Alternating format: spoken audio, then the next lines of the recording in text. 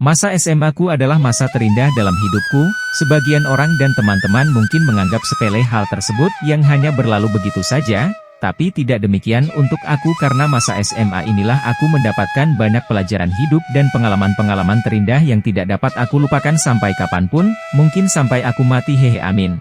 Bagaimana tidak, karena masa disinilah merupakan masa hidup yang penuh dengan cerita dan kenangan yang penuh dengan inspirasi hidup, baik dari teman-teman baik guruku tercinta.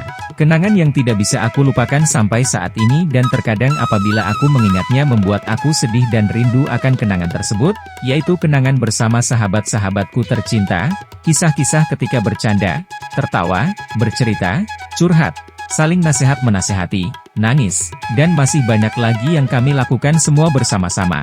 Aku sungguh beruntung mendapatkan sahabat seperti mereka, yang saling mengerti satu sama lain walaupun di antara kami ada percekcokan sedikit, itu tidak akan bertahan lama karena kami sendiri yang akan menyelesaikan masalah yang kami hadapi tersebut.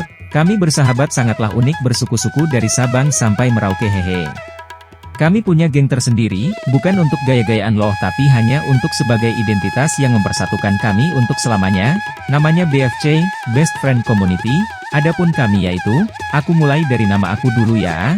Nama lengkapku Desi Ratnasari, sahabat-sahabatku dan orang di kampung biasa memanggilku Desi. Aku orangnya bisa dibilang humoris dan banyak teman, sampai bilang kalau tidak ada aku tidak ramai hehehe. Walaupun aslinya aku orangnya pendiam.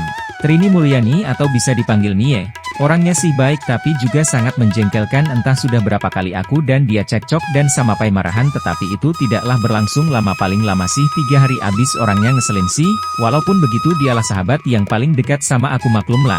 Aku satu kelas sama dia, kami juga sering ngobrol bareng, curhat, tapi orangnya sering sakit-sakitan, bahkan dia pernah gak sadarkan diri karena sakitnya kambuh, untunglah gak sampai serius. Sampai sekarang pun dia masih sering sakit-sakitan, hal itu yang membuat aku cemas. Ika Sartika atau Ica orangnya sabar, kalau ngomong lembut banget kayak kapas, dia juga dewasa, pokoknya baik deh. Siti Sholiha biasa kami panggil dengan sebutan Sit-Sit, orangnya juga gak jauh bedalah dengan Ica ya. Kalau kami ngumpul-ngumpul terkadang dia kebanyakan diam saja, kalau ada masalah tidak mau ngomong-ngomong sama kami, dia pendam sendiri. Terkadang dia sedih dan bahkan sampai menangis, entah mengapa. Lain halnya dengan sahabatku yang satu ini, namanya Flavia Nyugita. Aku tidak tahu nama panjangnya, aku taunya cuman panggil Via. Teman SM-nya sih panggilnya Via, entah dimana nyambungnya ya hehehe. Orangnya sangat seru, asyik. Kalau sama dia bicara terus-menerus, bagaikan kereta api yang gak punya rem. Dia juga sedikit cengeng. Manja, itulah yang menjadi ciri khasnya yang sampai saat ini gak bisa aku lupakan. Terlalu banyak kenangan-kenangan bersama mereka, diantaranya di saat kami mengadakan acara bakar ikan yang ikannya lebih mirip dengan toke hehehe, tepatnya di pinggir sungai Cibodas. Disinilah dimana kekompakan kami terlihat. Setelah ikannya masak, kami semua duduk bersama untuk makan dan sekalian mengambil gambar atau foto-foto, ditambah dengan sambal buatan kami yang sangat menyengat lidah yang membuat kami berlinangan air mata hahaha. Setelah selesai makan kami bergegas menuju sungai untuk mandi. Yang serunya ketika kami mandi, kami saling mengejar satu sama lain dengan air untuk membuat teman-teman basah, tetapi akunya sibuk merekam adegan mereka jadi tidak basah deh. Walaupun melelahkan tetapi sungguh sangatlah menyenangkan. Dan juga ketika akhir-akhir sekolah aku mengajak sahabat dan teman-temanku makan rambutan di kebunku beramai-ramai, ditambah dengan acara foto bareng hehehe.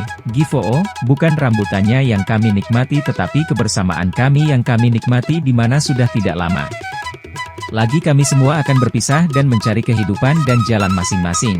Dan masih banyak lagi kenangan-kenangan bersama mereka, diantaranya ketika buat simbole di rumah sahabat kami Trini, buat batagor di rumahnya Via yang juga merupakan peresmian BFC, Best Friend Community, yang dulunya BBC, Best Friend Batagor Community, hehehe lucu ya.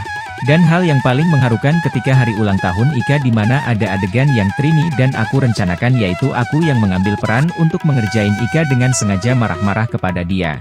Entahlah marahku pada saat itu kenapa, tapi Ika betul-betul mempercayainya sampai-sampai dia nangis. Bagaimana tidak, matanya yang kelihatan bengkak ketika terlihat di sekolah. Sebenarnya aku mau menyerah karena aku terlalu kasihan dan tidak tega melihatnya, tetapi karena sebuah surprise aku bertahan hingga hari yang telah kami tentukan. Setelah 3 hari tibalah saatnya.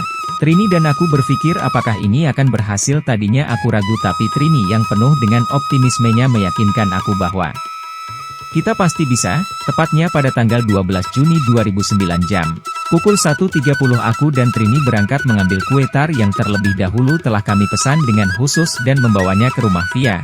Karena kami mempunyai rencana untuk terlebih dahulu salah satu teman kami yaitu Anissa mengajak Ika keluar rumah. Lalu setelah itu kami masuk ke rumahnya dan mempersiapkan semuanya. Setelah Anissa berhasil mengajak Ika keluar kami langsung bergegas memasuki rumahnya dan mempersiapkan semua bahan atau alat yang kami perlukan baik itu tepung, telur dan air untuk kami lemparkan ke badannya. Setelah selang waktu beberapa menit Ika pun datang dengan menutup pintu kami segera siap-siap dengan tepung yang ada di tangan. Ketika dia sudah membuka pintu kami melemparinya dengan air dan tepung terigu, dengan wajah yang kaget dan terharu dia tak menyangka semua ini akan terjadi. Ika dengan wajah yang agak malu dan terharu sedikit meneteskan air mata karena tidak menyangka semua ini akan terjadi. Dia meniup lilin ulang tahunnya dengan senyum bahagia dan disertai dengan doa yang dia panjatkan penuh hikmat. Sebenarnya dia tidak menyangka akan mendapatkan kejutan seperti ini. Hal yang juga menyenangkan yaitu ketika buat rujak di rumah dan ketika makan bersama-sama di rumah Ika. Yang tidak dapat aku lupakan dari rumahnya Nie yaitu suara toke yang bunyi terus-menerus, entah dia tidak suka akan kedatangan aku atau entahlah mengapa. Aku nyesel gak tanya sama tokenya. Hehehe, maklumlah aku rutin hampir setiap minggu mengunjungi rumahnya bersama dengan Via, entah ketika Nie sakit ataupun sekedar jalan-jalan dan masih banyak lagi kenangan-kenangan lainnya. Karena banyaknya itulah tidak dapat aku tulis atau bingkai semua dalam cerita ini, cukuplah hanya intinya yang memiliki kesan mendalam. Setelah dengan banyaknya kenangan bersama mereka maka hal yang sangat menyedihkan dan mengharukan pun tiba. Ketika selesai ujian nasional kami pun tidak pernah membuat sesuatu acara lagi, bagaimana mau buat ketemu pun kami jarang. Karena kami semua mungkin sibuk dengan persiapan menuju bangku kuliah dan mempersiapkan diri untuk menghadapi tes SNMPTN, seleksi masuk perguruan tinggi negeri, tapi sayang setelah aku 1 sebulan di Jakarta, setelah dites dan pengumuman, di antara kami banyak yang tidak lulus maka kami mencari keberuntungan di tempat lain. Saat itu kami tidak pernah lagi ketemu dan ngumpul bareng lagi seperti dulu. Semua sibuk ya, termasuk saya sibuk kesana kemari daftar tidak lulus-lulus, dan peristiwa yang paling membuat kami sedih ketika salah satu sahabat kami yakni Nie memutuskan akan pergi ke Jawa, tepatnya di Bandung untuk menempuh pendidikan, dan hal itu yang membuat aku sedih dan juga menyesal. Aku tidak bisa melihat dia dan menemani dia di saat-saat keberangkatannya ketika di saat sahabat-sahabatku hadir di sana dan menemani kesedihannya. Aku tidak hadir di sana, aku sangatlah sedih dan terus-menerus terpikir dan terbayang olehnya. Bukan waktu yang singkat bagiku untuk melihat dan bertemu dia kembali, apalagi dia adalah sahabat yang paling dekat denganku. Sekarang waktu telah berjalan, kami semua telah menemui jalan masing-masing, dan kuharapkan kepada sahabat-sahabatku janganlah berubah, tetaplah menjadi yang dulu ketika kita ketawa bareng, bercanda bareng, cerita bareng DLL, janganlah lupakan hal itu dan janganlah lupakan kami dan persahabatan kita, kenanglah selalu. Ingatlah kenangan dan perjuangan kita semua yang dulu hingga kita bisa seperti ini, dan di suatu saat nanti aku yakin kita semua akan bertemu kembali walaupun tidak seperti yang dulu lagi. Tetap optimis sobat, jangan menyerah, kebahagiaanmu adalah kebahagiaan kami juga. Sedihmu adalah kesedihan kami juga, dukamu adalah duka kami juga. Kami akan selalu di belakangmu mendukungmu di setiap langkahmu, percayalah sobat. Walaupun mungkin apabila nanti ada di antara kita yang akan meninggalkan dunia ini, yakinlah sobat itu bukan akhir cerita kita. Jika suatu saat nanti aku mati, jangan sedih sobat, jalanmu masih panjang. Aku hanya berharap kalian akan selalu mengenang dan mengingat aku dan persahabatan kita sampai kita semua akan bertemu kembali di kehidupan berikutnya. Di surga Allah, amin.